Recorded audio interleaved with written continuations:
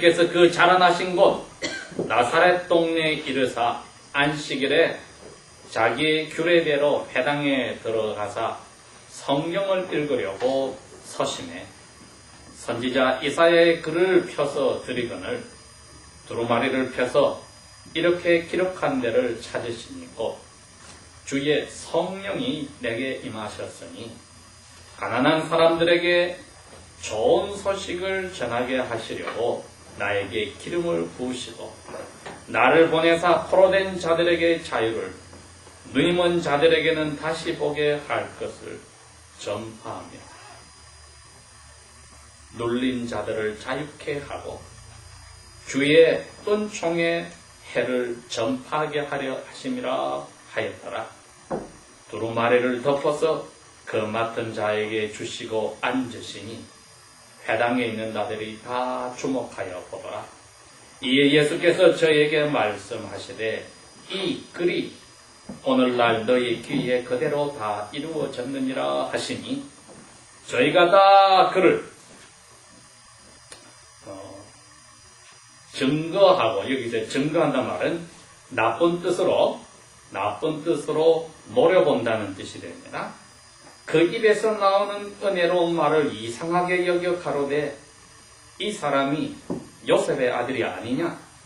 예수께서 저희에게 이르시되 너희가 반드시 의원아 너 자신을 고치라는 속담을 인정하여 내게 말하기를 우리 애들은 바 가버나움에서 행한 일을 너 고향 여기서도 행하라 하리라. 또 가라사대 내가 진실로 너희에게 이르노니 선지자가 자기 고향에서 한영을 받는 자가 아무도 없느니라. 내가 참으로 너희에게 이르노니 엘리 선지 시대에 하늘이 3년 반 동안을 닫아서 온 땅에 큰 흉년이 들었을 때 이스라엘에 많은 과부들이 있었으되 엘리 선지자는 그중 한 사람에게도 보내심을 받지 않고 오직 이방인 시돈 땅에 있는 사렙다에 사는 한 과부에게 뿐이었으며 또 선지자 엘리사 시대에도 이스라엘에 많은 문둥병자가 있었으되 그 중에 한 사람도 깨끗함을 얻지 못하고 오직 이방나라 수리아 사람 나만 뿐이니라. 회당에 있는 자들이 이 소식을 듣고 다 분이 가득하여 일어나서 예수를 동네 밖으로 쫓아내어 그 동네가 건설되어진 산 낭떠러지까지 끌고 가서 예수를 밀쳐 내리고 치고자 하되 예수께서 저희 가운데로 지나서 가시니라. 아멘.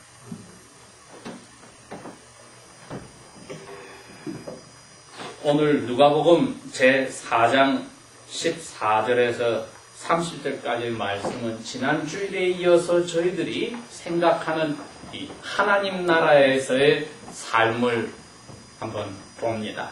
이 말씀은 하나님 나라의 삶, 앞으로 이 세상이 예수께서 심판주로 오셔서 다 불태워버리고 이 우주와 지구가 큰 소리 나서 종이가 불에 탄 말리듯이 없어져 버리고 새하늘과 새 땅을 만들었을 때 그 땅에서 하나님의 나라가 만들어져 모든 하나님의 자녀들이 천사들과 함께 아버지와 아들과 성령 하나님께 하는 나라. 마치 옛날 에덴 동산이 저주를 받기 전에 모습을 조금이라도 가지고 있다면 이 완성된 하나님의 나라가 우리가 주기도문 할 때에 하늘 나라가 임하옵시며 하는 그 기도 내용입니다. 그 하나님 나라에 대해서 오늘은 지난주일에 두 번째로 예수님께서 가르쳐 주시기를 도대체 무엇을 우리 마음에 가르쳐 주시는지 한번 새겨봅시다. 그 하나님 나라에 왕이 있고 백성들이 있는데 그 왕이 바로 여기 예수님입니다. 드디어 그 나라의 백성들을 만드는 일을 하시려고 어둠과 자기 욕심에 사로잡힌 사람들의 영혼을 은혜로서 새로 태어나게 하셔서 하나님 나라의 백성으로 만드는 일을 하시는데 제일 어려움이 있고 걸림돌이 되는 것이 예수님이 태어난 자기 나라 이스라엘 땅에, 그리고 부모님과 함께 북쪽으로 가서 자라난 이 나사렛 동네와 갈릴리 지방의 사람들이 잘 보여집니다. 이 사람들이 예수님의 그 앞으로 세우실 하나님 나라의 백성을 만드는 일에 걸림돌이 되는 것이 나와 있습니다. 무슨 걸림돌이냐?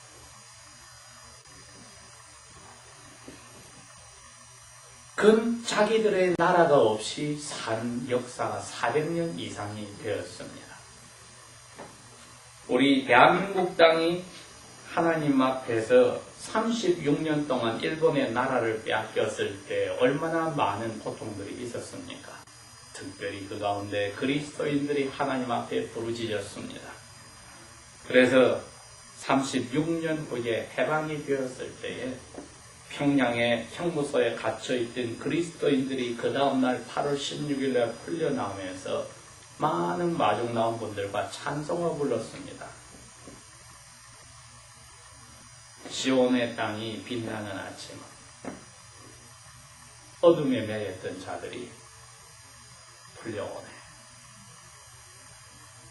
이스라엘 사람들이 400년 동안 자기 나라가 제대로 서지 못하고 하나님께서 선지자를 통해서 자기들에게 이야기해주던 이야기가 끊어지고 깜깜한 흑암 속에서 살았을 때 전 세계를 다스리던 그리스에 붙잡혀서 그리스 왕에게 복종당하여 살고, 예수님이 살아계실 때는 로마 황제에게 점령당해서 살아서 나라 없이 살았는데, 이분들의 마음을 꼭 잡고 있는 말씀이 있었으니 자기들이 마음으로부터 외우는 구약성경 내용입니다.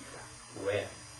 구약성경에는 자기들이 그렇게 좋아하는 대선지자 이사야 선지가 여호와의 말씀을 훗날 나라 없는 백성들에게 전해주었는데, 그 내용이 오늘 예수님이 읽었던 내용이었습니다. 이사야서 61장을 제가 펴서 그 본문 말씀이 뭐라고 되어 있는지 한번 읽어보겠습니다. 61장, 예수님이 읽으신 부분이 바로 이 61장 내용입니다. 1절부터 읽어봅니다. 주 여호와의 성신이 내게 임하셨으니 그 이유는 여호와께서 내게 성령의 기름을 부으사 가난한 자들에게 아름다운 소식을 전하게 하려 하심이라.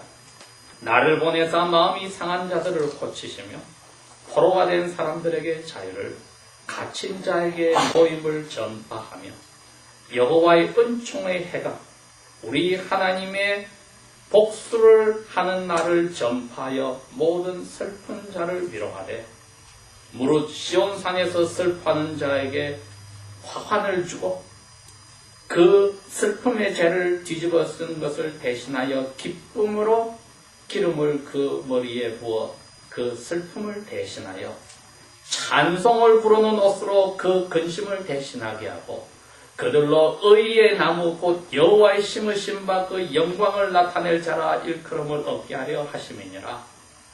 그들은 오래 황폐하였던 곳을 다시 쌓을 것이며 옛날로부터 무너진 곳을 다시 일으킬 것이며 황폐한 성읍들이 곧 대대로 무너져 있던 것들을 다시 세울 것이며, 의인들은 서서, 외인들은 즉 이방인들은 서서 너희 양떼들을 지키는 양떼지기가 될 것이며, 이방 사람들은 너희의 농부들과 포도원치기들이 될 것이나 너희 이스라엘 자손들은 여호와의 제사장들이라 일컬음을 얻을 것이요, 이방 사람들이 너희를 우리 하나님의 섬기는 봉사자라 할 것이며, 너희가 모든 나라 사람들이 만들어 놓은 돈을 가져가고 음식을 먹으며 그들이 가졌던 영광을 너희들이 얻어서 자랑할 것이며.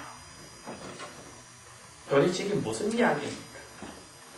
이사야에서는 예수님이 오시기 750년 전에 나라가 큰 나라들 틈에 끼어서 견디고 있을 때에 이 예언을 하셨어. 앞으로 너희들이 나라를 빼앗기고 고생하지만은 여호와께서 기름을 부은 메시아가 오시면 너희 나라는 전 세계에서 넘버원이 되고 너희들을 괴롭혔던 모든 나라들이 재산들이 전부 다 너희 것이 되고 그 사람들은 너희들에게 와서 값싼 노동력을 제공하고 너희들 양떼를 지키고 포도원을 지키고 너희들 밭을 갈아주는 일꾼들이 되고 너희들은 여호와를 모시고 떵떵거리고 산다. 나라 없이 사는 예수님 당시에 이스라엘 백성들이 이 이사야서 61장 말씀을 얼마나 좋아하고 마음으로부터 외웠겠습니까?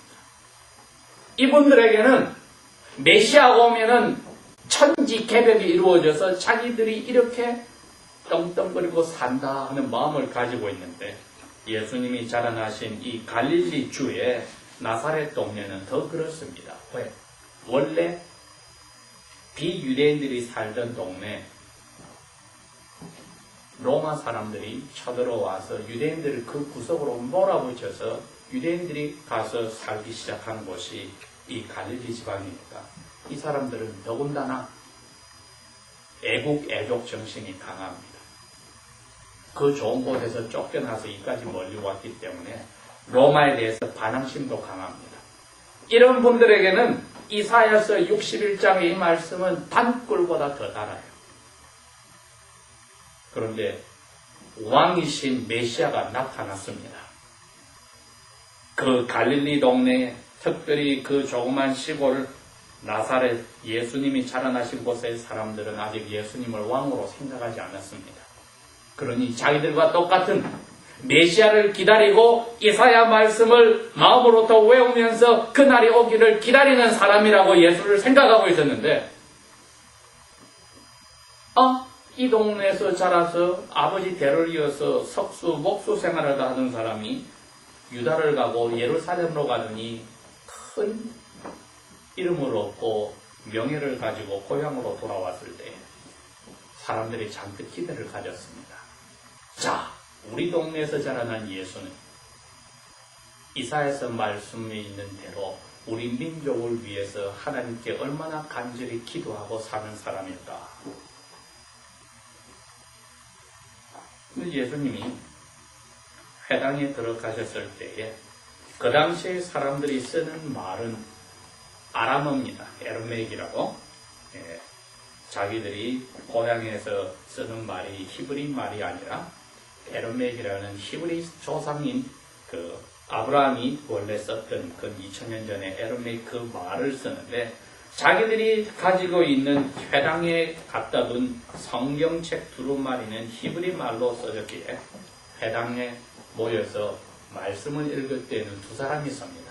한 사람은 그 말씀을 읽는 사람이고 한 사람은 그것을 히브리 말에서 앉아있는 사람들이 들을 수 있는 아람어로 통역해주는 사람이 두 사람이 있었는데 예수님이 바로 그 말씀을 읽는 자리에 지금 섰습니다.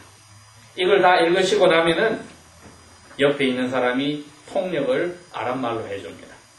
그리고 다 끝나고 나면 이제는 앉아서 라바이, 선생의 자리에서 가르치기 시작하는데 오늘 누가복음 4장은 바로 그 이사야 두루마리를 예수님에게 건네줬더니 펴져서 있는데 우리가 보는 61장 이 부분을 읽으셨다. 이걸 읽기 시작하니까 회당에 있는 모든 사람들이 그 통역하는 자기 나라 아람말로 들으면서 가슴이 다시 흥분이 되기 시작합니다. 야! 이 날이 곧 오면은 우리는 세상의 넘버원이 되고 우리를 괴롭힌 저 큰 나라들이 다 우리 노예들이 된다. 저 큰 나라들이 가지고 있는 재산이 다 우리께 된다. 그런데 예수님이 2절에 가서 여호와의 은혜의 해와 여기서 끝나버린 거죠. 그 다음에는 58장 6절의 말씀을 갖다 붙여서 나의 기뻐하는 금식은 흉악의 결박을 풀어주고 멍에 줄을 끌어주고 압제당하는 자들에게 자유를 하고 멍에를 꺾어주는 것이 아니냐. 배고픈 사람에게 식물을 나눠주고 떠돌아다니는 가난한 사람을 집에다 드리고 옷 벗은 사람들에게 옷을 입혀주고 가난한 내 형제 자매를 피하지 않고 사는 것이 아니냐. 이렇게 해서 이 두 개를 붙여가지고 예수님이 즉석에서 이사야서 말씀을 읽어주었는데 가장 듣기 원하는 61장 2절에 나오는 여호와께서 우리의 원수들을 복수하시고 신원하시고 그 말 앞에서 끝나버렸습니다. 그렇게 하고 자기에게 두루마리를 줬던 사람에게 두루마리를 접어서 주는 겁니다. 이 말은 다 읽었다는 거죠. 이거는 성경을 읽지 않는 것보다도 못한 겁니다. 왜? 그 다음 2절 후반부부터 자기들이 1등이 되고 복수를 하는 거기에 기대를 하고 이제 그걸 끝내버렸어요. 그렇게 하고 예수님이 엉뚱한 이야기를 시작합니다. 오늘날 750년 동안 기다리던 이 예언의 말씀이 이루어졌다. 여러분 그게 무슨 말입니까? 메시아가 왔단 말입니다. 왔는데 자기는 아직까지 식민지로 고생하고 있습니다. 전 세계 1등이 되지도 않습니다. 여호와가 복수도 해주지 않습니다. 그러면서 되려 이스라엘 역사를 이야기합니다. 우리 민족의 역사 가운데 3년 반 동안 흉년이 들었을 때 여호와께서 굶어 죽는 하는 과부들이 있는데 너희들이 깔본 북쪽의 나라의 시돈 땅에 있는 과부에게 가서 여호와가 보낸 선지자는 그 과부와 아들을 거기에 살려내니라. 이스라엘 땅에 수많은 문둥 환자들이 살고 있었는데 이스라엘을 괴롭히는 이웃나라 아수르의 군대 장관이 문둥병에 들었는데 여호와께서는 이스라엘 사람들의 문둥 환자를 고치지 않고 적군의 장군을 자기의 선지자 엘리사를 보내서 병을 낫게 해줍니다. 이 말을 들었을 때 사람들이 안 그래도 이사야서를 중간에 끊어버리고 오늘날 이 예언이 이루었다 했을 때부터 예수님을 향하여서 화들이 잔뜩 난 겁니다. 민족의 대반자라는 거지. 오늘 저희들이 생각할 점이 이겁니다. 우리는 나사렛 예수를 누구라고 생각합니까? 예수님이 태어나시기 전에 부모님에게 천사가 이야기했습니다. 나실 자 이름을 예수라 하라. 그 이유는 저가 자기 백성을 죄에서 건져낼 자다. 예수란 뜻이 그겁니다. 자기 백성의 죄를 뒤집어서 용서해주는 자리에 삶을 바칠 사람이라 예수님입니다. 그런데 막상 예수님이 오셔서 하나님의 약속한 나라를 세우는 왕으로 오실 때 그 왕을 무엇이라고 불렀냐면 메시아라고 불렀습니다. 그러나 그 누구도 예수님을 그리스도, 히브리 말로 메시아, 그리스 말로 그리스도인데 라고 왕으로 인정하지 않았다는 뜻입니다. 자기들은 그런 왕을 원치 않는다는 뜻입니다. 어떤 그리스도, 어떤 메시아를 원하느냐? 우리를 먹여 살려주고 우리 고생을, 우리 원수를 갚아주고 내가 잘 먹고 잘 살고 사람들에게 존경받고 사는 그 자리로 밀어주는 노예 같은 메시아를 원합니다. 오늘도 수많은 이 미국 땅의 그리스도인들이 그런 예수님을 찾고 있습니다. 미국을 도와주고 무엇이든지 미국을 1등으로 만드는 그리스도. 그거는 미국의 노예인 그리스도지 왕이신 그리스도가 아니오시다. 분명히 이 나라를 200년 전에 세웠던 건국 봉신들은 그러한 뜻으로 하나님을 생각한 게 아니지만 어쩌다가 그리스도인들이 자기 중심으로 예수님을 받아들이기 시작하여 예수 그리스도가 변절이 되어서 노예처럼 떨어졌는데 예수님 당시에도 그 갈릴리 동네와 예수님이 자라난 나사렛 동네 사람들은 나사렛에 자란 예수를 메시아로 그리스도로 볼 수가 없었습니다. 왜? 우리 마음에 가지고 있는 그들 마음에 가지고 있는 하나님을 향한 생각은 하나님께서 나를 위해서 어떻게 하고 사셔야 합니까? 그 생각하기 때문입니다. 거꾸로 내가 여호와를 위해서 죄 가운데 살던 내가 어떻게 살아야 합니까가 아니라 여호와께서 나를 위해서 어떻게 살아야 합니까 하는 자리에 갔을 때에는 이러한 일이 일어납니다. 그러니 오늘 저희들이 스스로에게 물어야 합니다. 나사렛에서 자랐다고 그 동네 사람들이 이제 예수를 깔고는 민족의 배반자처럼 생각하고 이사야 말씀을 뒤틀어서 하나님의 이스라엘을 향하신 마음을 모른다고 이제 죽이려고 하는 이 사람과 같이 우리를 대신하여 십자가에서 죽었다 살아난 나사렛에서 온 이 예수님을 진정 그리스도로 생각합니까? 그 그리스도가 이 땅에서 잘 먹고 잘 사는 우리를 만들어서 떵떵거리고 살게 하는 그리스도라면 이건 성경에서 말해온 메시아 그리스도가 아닙니다.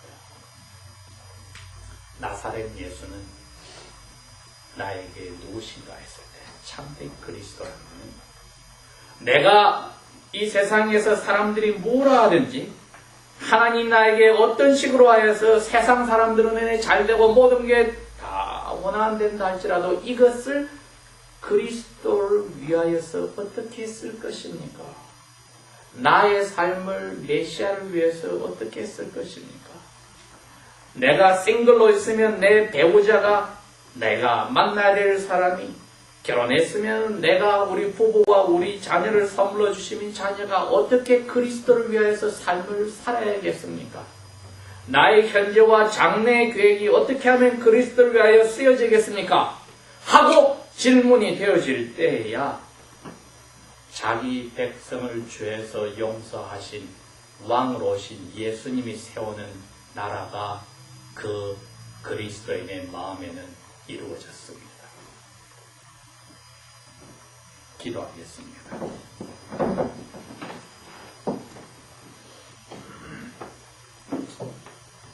아버지여,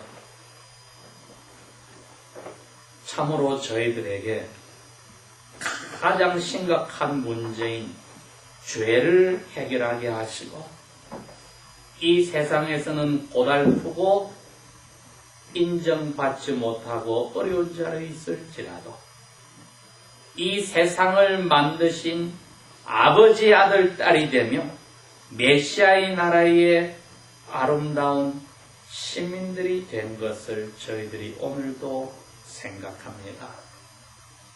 사랑의 아버지여, 짧게 지나가는 이 삶 때문에 이 아름다운 가슴에 간직한 보배가 땅에 떨어지는 그러한 불상사가 새기지 않기를 원하니 당신의 사랑으로 하늘 가는 길에 우리의 눈을 오른쪽 왼쪽 뒤로 돌리지 않도록 붙들어 주십시오.